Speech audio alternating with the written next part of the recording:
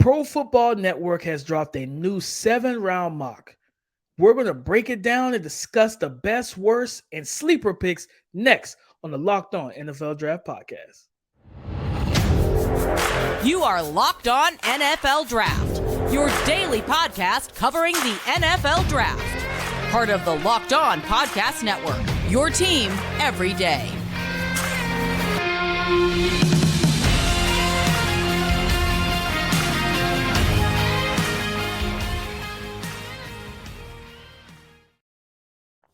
Family, welcome back to the Locked On NFL Draft Podcast, your daily podcast covering your favorite draft prospects, part of the Locked On Podcast Network, your team every day.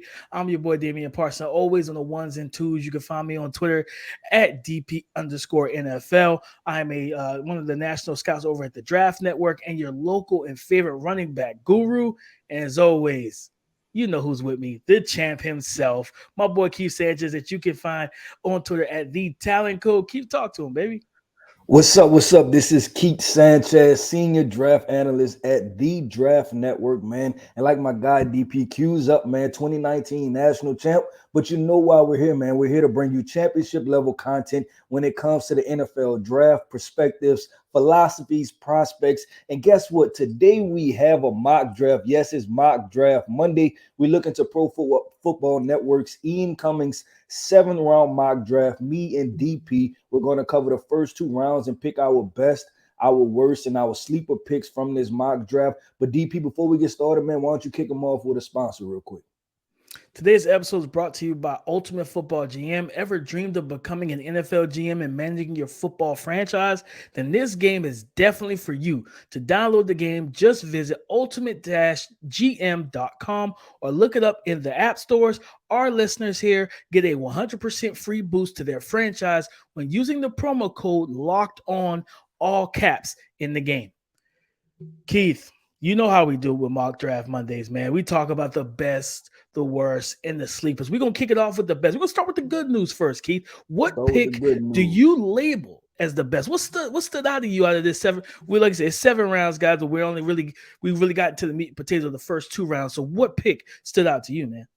Man, so I'm sitting there and I'm looking in round 2, right? And I see Jahmyr Gibbs to the Chicago Bears. And I say, yes, I like it. I like it. Everyone knows I think Jahmyr Gibbs is an RB1 type of prospect.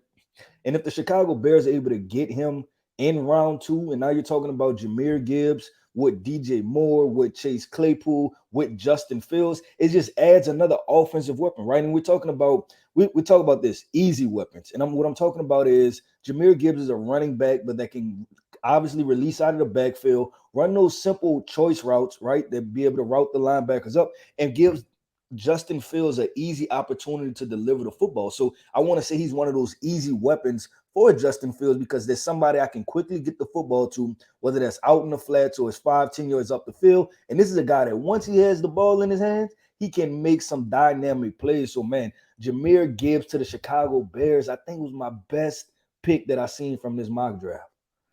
Listen, I love that pick, Keith. I really do. It's a simple fact that, man, all the things you just labeled, he is one of the best running backs. He's in that top 2 with Bijan Robinson, and then it's Jahmyr Gibbs, and I think there's a little bit of a drop-off when you look at RB3 on back, man. But for me, I'm also going to the second round, Keith.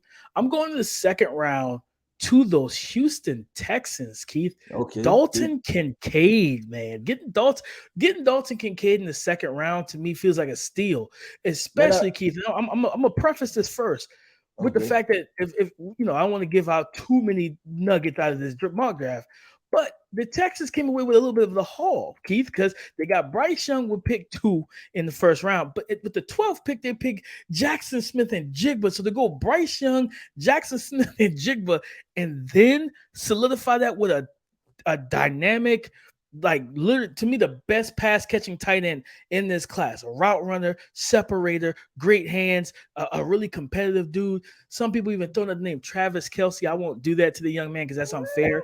But the fact of the matter is, to me, he is the best pass catching and receiving tight end. To get that guy in the second round after getting Bryce and JSN, Keith, I absolutely love this fit. It seems like I don't know if I'm picking up what you're putting down, DP, but your Dalton Kincaid stock is consistently rising, man. I feel like his stock is all the way up for Dalton Kincaid, man. He's talking about being one of the more buzzier names in this draft process. So I like that, DP, because we know that the Houston Texans, they just simply need weapons, right? And how do you view the pairing of him and Brevin Jordan? Like, how do you view that moving forward? Do you see a lot of two tight end sets, or do you think Dalton Kincaid comes in, he's the immediate starter, or you think Brevin Jordan is the guy? Like, how do you think they'll play off each other? I think they play off each other pretty well. I think Brevin Jordan will probably be, to me, could potentially be more of the tight end 2 in that set, where you go ahead and you create Dalton Kincaid. He's not going to be the George Kittle of D'Amico Ryan's offense, because Kittle is a complete weapon. Not only a receiver, but he blocks as well. Very Rob Gronkowski-esque, but I think he can be that kind of mini version of Travis Kelce, Travis Kelce and George Kittle, whereas it's more so in the receiving game, right? So I think you can come out in the 2 tight end sets. You could detach both of these guys. You can move them off the line, put them into the slot, put them into some bunch sets, and get them on the motion and on the move. So I think they could pair well together. I think Brevin's a better blocker than Kincaid is at this point in his career. But I think in terms of the receiving skill set, I'm going to go Kincaid as tight end 1 for this offense. And I think those 2 guys can pair well off each other. One can, especially with Kincaid, be able to attack all 3 levels of the defense, Keith, and be one of that type of tight end where defenses have to key in and pay attention to him, to where if you're in those 12 personnel, you know what I mean? And then you're sitting there with the play action, the bootlegs, and if they're running a similar offense, you get an opportunity to get Brevin Jordan kind of that bigger, stronger runner to the catch option, get them quick, easy passes, and let them use that straight line speed after the catch. Yeah, no, and I mean, and the theme is this, right? Our best picks that we both picked were both young quarterbacks and surrounding them with more offensive weapons. And I think that it's it's interesting that we said the second round, because we've continually told our listeners that, hey, we think the second, third round is the sweet spot for this entire draft, man. We think that's where you kind of get, your best, I guess, bang for your buck, your best value, where the player's talent matches the value of the pick, man. But look, DP, we just went through the best picks, man. And, we like to start this thing off positive, but we got to lean into Ian Cummings a little bit and talk about, what picks we think were the worst picks of this mock draft. So coming up next, man, we're going to tear this mock draft up and figure out what's the worst picks of this mock draft. Today's episode is brought to you by Ultimate Football GM. You've heard me talk about this mobile gaming app, and if you ever thought you'd make a good GM, you got to give it a try. I'm telling you right now, guys, it's not as easy as you might think to create yourself a dynasty. But with Ultimate Football GM, you are responsible for controlling the destiny of your franchise by hiring the right coaches and coordinators, managing all the finances, including player negotiations, salaries and terms, and also navigating your franchise through free agency, the draft, injuries, player personnel issues, and all the ups and downs of a season. All of this in a challenging and realistic game world. Ultimate Football GM is completely free and playable offline, play on the go, and is as you want and when you want to. Locked On NFL Draft listeners get a 100% free boost to their franchise when using the promo code Locked On in all caps in the game store. That's Locked On in all caps. So make sure to check it out today. To download the game, just visit ultimate-gm.com or look it up on the app stores. That's ultimate-gm.com. Ultimate Football GM starts your dynasty today. All right, Keith, the bad, right? We went through the good. We gave Ian, Ian's my guy. That's my brother, man. Yeah, so I gotta give him a hard time, Keith. And I'm gonna go down to your neck of the woods, man. Second round again. He had a guy that I'm not as high on. Jalen Hyatt going to the New Orleans Saints, Keith. I seen that pick. And I don't like it. I don't like it. I don't like it at all. Because I feel as if he's such a one-trick pony to me, Keith, that I don't like. And I know a lot of people really like the speed, right? 4.41. Some people are expecting 4.3 and all of that. But just his game is so raw to me in terms of facing press coverage, right? And those are some good defenses in the NFC South with Tampa and, dealing with the cornerbacks at Atlanta and what they're probably going to have in this draft class, and Carolina and the litany of cornerbacks they have in that secondary, as well as their pass rush, man. I don't think you have all day to wait for him to gear up to speed, and you're not going to get a ton of free releases. unless you're on the move. So for me, having Chris Olave, Michael Thomas coming back, I keep forgetting the young guy who he made a nice impact this year. Is it Rash- Rashid Shaheed? Shaheed, Yeah. yes. Yep. So I feel like for me, I want to give him another chance to show that, hey, replicate that. Give me an encore and just even evolve even more from what you showed us in 2022. Because I like the flashes he showed this past season, Keith. I'm not a really big fan of Jalen Hyatt because I don't believe he's a guy that you can play on all downs. And then his game is raw and somewhat limited. Yeah, I mean, so when I seen the picks, I obviously I went through it and it was close, right? It was real close for me. I almost listed it, and the reason I don't like it is this: we're talking about probably a duplicate skill set, and Chris Olave is That too. better overall. And in watching New Orleans offense last year, Chris Olave was that take the top off guy, right? But we know that Chris Olave is a very in depth and nuanced route runner, so he can do different things. He can mix the route tree up. But he was there, the noob, the rookie, the take the top off guy that Andy Dalton or Jameis Winston took shot plays with. And so bringing Jalen Hyatt into that, I know you can kick Chris Olave over, but I mean, do you not want to target Chris Olave? You know what I'm saying? And that's kind of my Yeah. thing. And I'd rather give those targets. And for the New Orleans Saints, man, I'm sitting here and I'm like, I would probably wait a little bit later because they're banking on Michael Thomas. And I know everybody's listening and was like, man, when in the hell is the last time we seen Michael Thomas play? But 2002. right, it's been a while, man. It's been a while, but they're banking on Michael Thomas. Then you have Chris Olave. So, you're talking about a number 3 wide receiver. And if this Saints team has much, I think they have bigger needs compared to the wide receiver room at this moment, right? They need to find another edge rusher and things like that. So I think they can probably wait to the 3rd, 4th round to find a wide receiver or sign a veteran. So I thought that one was kind of iffy for me, man. But talking about my worst pick, DP. Listen, you made it all the way to the 2nd round, man.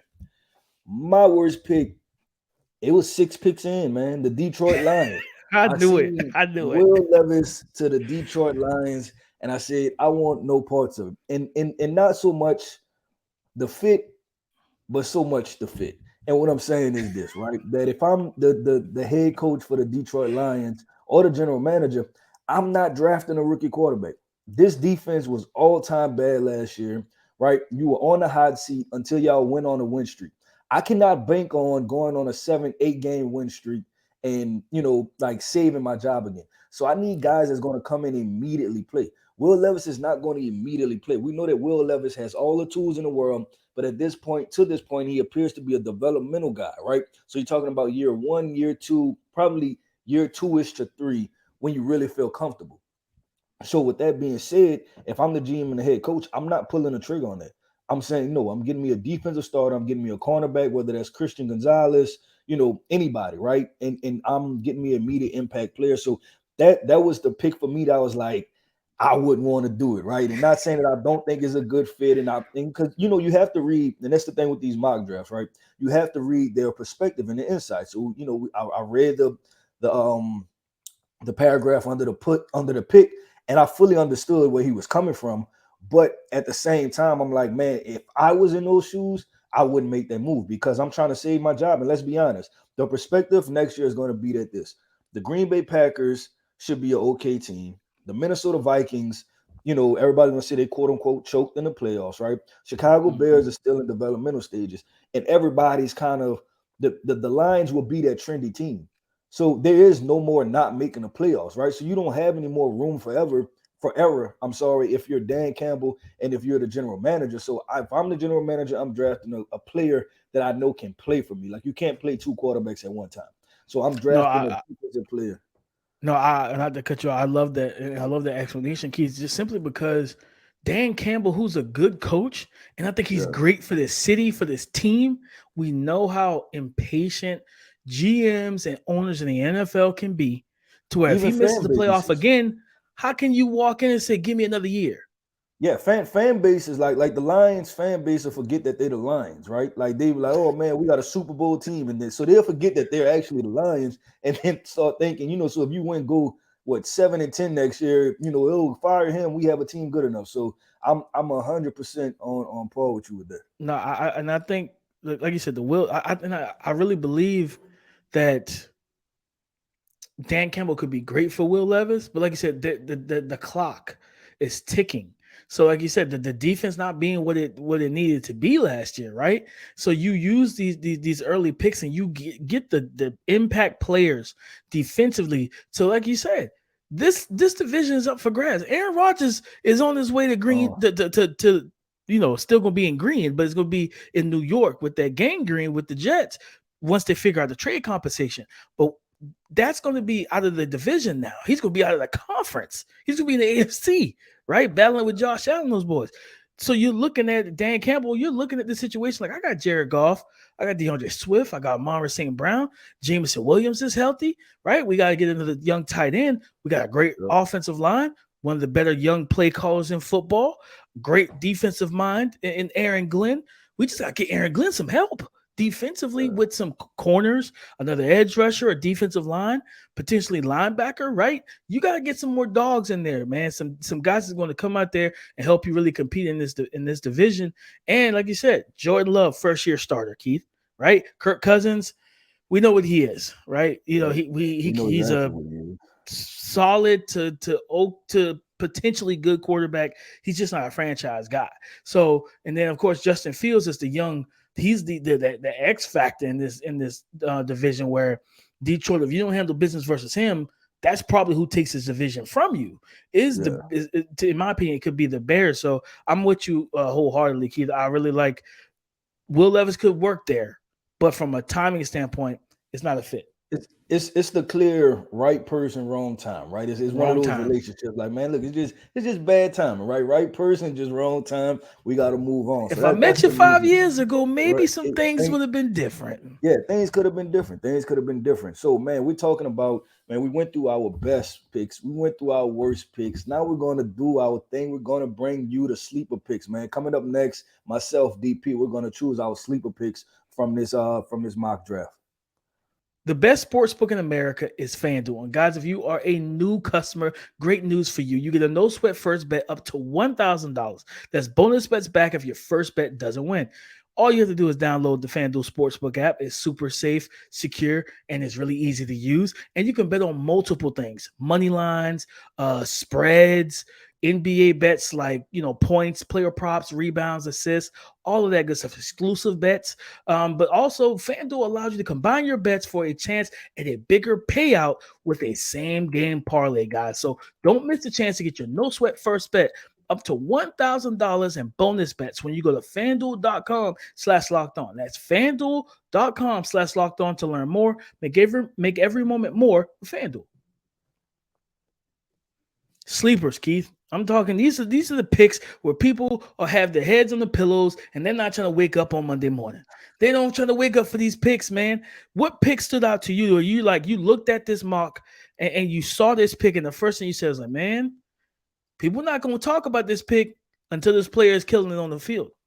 Yeah, if you're sleeping, you better wake up, man. And I'm talking about the Los Angeles Chargers drafting Oklahoma wide receiver Marvin Mims. That's the pick right there. That's exactly what the Los Angeles Chargers have been missing, man. They've been missing that deep ball, vertical threat, take the top off, just easy speed, natural speed, pure speed, can run away from probably any defensive back in the NFL when he's on full tilt, man. I thought this was just a perfect complementary piece. And once again, like we said, man, this second round is where you find your gems. If I'm a GM, I want 2 or 3 second round picks in this upcoming class, because This is where you're going to find your value at, man, because we talk about wide receivers like Josh Downs from North Carolina. We talk about Zay Flowers from Boston College. Marvin Mims has the opportunity to be just as productive as those guys, right? And then you're talking about pairing them up, because what we always say, wide receiver is one of the most reliant positions, right? They rely upon the quarterback to get them the football. But guess who's this guy's quarterback? Justin Herbert, right? One of the strongest arms in the NFL. So he's going to get the ball to him easily. So I think this is a perfect matchup. Like, and Marvin Mims comes into the situation as wide receiver 3. But I think with his athleticism, and then obviously we know the injury history between Mike Williams and Keenan Allen, he has a chance to emerge as wide receiver 2, like a real, a real threat in this offense. And I kind of liken it to, and this is not a player comp, But you remember when Tyler Lockett first got with the Seattle Seahawks, and they still had like Doug Baldwin and those guys on the outside, and then Tyler Lockett was just consistent at what he does, right? And then next thing you know, you look up, and then Tyler Lockett is like, okay, this is a fringe Pro Bowl type football player paired with Russell Wilson. So I think Marvin Mims can do the same type of thing, but I think he's a more explosive and exciting type of football player. So, man, when I seen that pick, I said, my guy, Ian, this is the pick right here, man. This is the pick. I love this pick. This is the sleeper pick. Keith, I like that pick a whole lot. It was one I looked at and I looked over. Just some, like you said, some fact of having Mike Williams, and Keenan Allen, who are still going to be there, right? But then bringing this young 4.36 with a quarterback that loves the deep ball, who wants to push it downfield and make those explosive plays through the air, Keith, and all the run game, the run action, the naked boots, the deep boots that we've talked about a lot with him. With Justin Herbert, you get him on that deep boot and you get that isolated one-on-one with Marvin Mims and his off coverage, skinny post, and he crosses face, gets past that DB, and Herbert's going to unleash it. He's going to launch that rocket, man. So I like that pick a lot, and I think he's an underrated route runner as well in Marvin Mims, a guy that could play inside and out. So I think it gives that offense more flexibility with the OC who is came from Dallas, Kellen Moore. I think he's a new OC over there. So man, now he's got more weapons that he's had, on this offense that he did in Dallas, especially after they traded Amari Cooper. So I like that Marvin Mims pick a lot. I'm gonna stick with the second round in wide receiver, Keith, and I'm gonna go to Zay Flowers. Okay. Going to the Indianapolis Colts. I like this pick a whole lot, Keith. And the reason why, go ahead.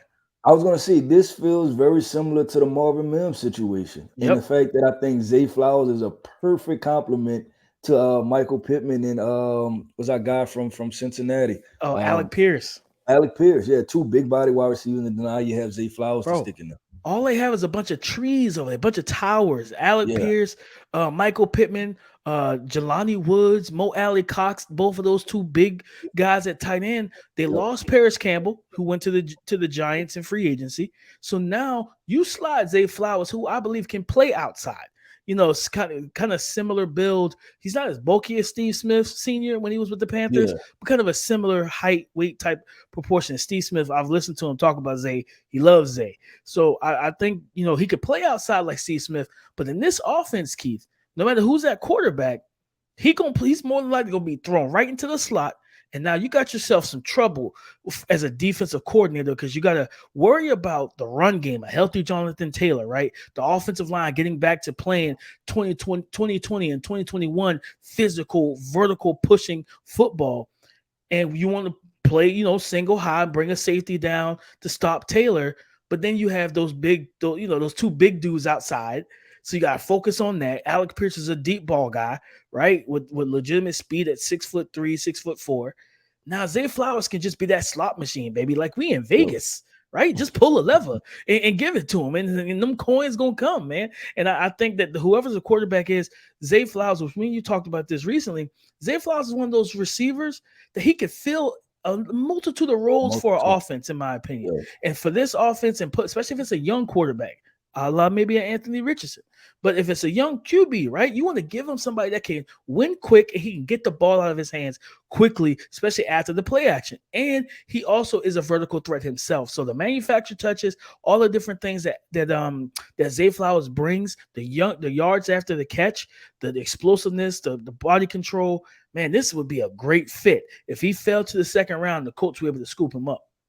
No, I like it, man. And I'm going through real quick because I know we stopped at the second round, right? But I see two other picks, guys that I'm high on that I'm stamping as Keith Sanchez, Coach K, key players, man, key prospects, man. And I'm going Xavier Hutchinson going to Baltimore. I really like that fit, especially if Lamar Jackson is going to stay. And I think that was a third round pick. If Lamar Jackson is going to stay, you're talking about Xavier Hutchinson paired with Rashad Bateman. And then in the fourth round, man, my guy, cornerback from Louisville, Keitrell Clark, going to the Dallas Cowboys. So now you have Trayvon Diggs, you have Stephon Gilmore, you have Deron Bland, and you have a guy like Keitrell Clark who is scrappy as hell, man. I think it's definitely a a complimentary piece, a good value pick right there, because I think that's a potential starter. That guy scrappy as hell and he makes football plays. I really got to get eyes on Keith. You've been telling me about it for months. I'm clearly I'm sleeping in this segment because I have not watched the kid yet, but I'm going to soon, man. I'm excited to get eyes on him. Keith, I want to throw out two names myself.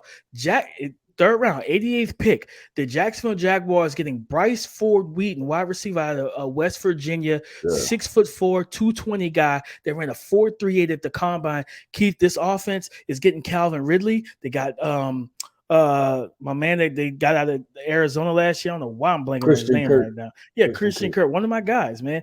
Evan Ingram, they had Marvin why am I blanking on his name? Jones, Jesus. So so like now you really look at it like, man, Bryce Ford Wheaton could be that big body, big play X receiver that Trevor Lawrence is kind of used to from his time at Clemson. So I really like this pick as a sleeper. And then a guy that I've watched a little bit of tape on him, and he's kind of climbing for me, Keith. Kendre Miller, the TCU running back. Got him going to the Dallas Cowboys to pair it with Tony Pollard. And I like that because he's a strong downhill runner, physical, finishes runs very well. And that his style meshes very well with Tony Pollard's dual threat ability. Yeah, I like those, man. And I want to close this out, man, real quick, DP, before you shut us down, man. Just give Ian his credit, right, man? It's tough. Great putting those mock drafts together, man. You went 7 rounds. We we gave you your credit, then we got after you a little bit, but all in all, it's exciting. So as our listeners, man, make sure y'all go check that mock draft out. And comment, man. Comment on YouTube. Let us know. Hit us up on Twitter. Let us know how you feel about the mock draft also and the picks for your selected teams. For sure. But as always, guys, we thank y'all so much for all the love and support. Go to like Keith just said, go to YouTube, hit the subscribe button, like, comment. And as always, hit the bell notification so that you are aware of all the content we drop and that you can come back every day and enjoy it. And then find us and follow us on your favorite audio podcasting apps as well. Go on there, subscribe, download, share, leave a 5-star review. Tell a friend to tell a friend to tell a friend. As always, thank y'all for making Locked On NFL Draft your first listen today and every day. Come back with us tomorrow for Keith Sanchez. You can find him on Twitter at TheTalentCode. I'm Damian Parson. You can find me at DP_NFL. Come and join the conversation again tomorrow on the Locked On Podcast Network. Your team every day.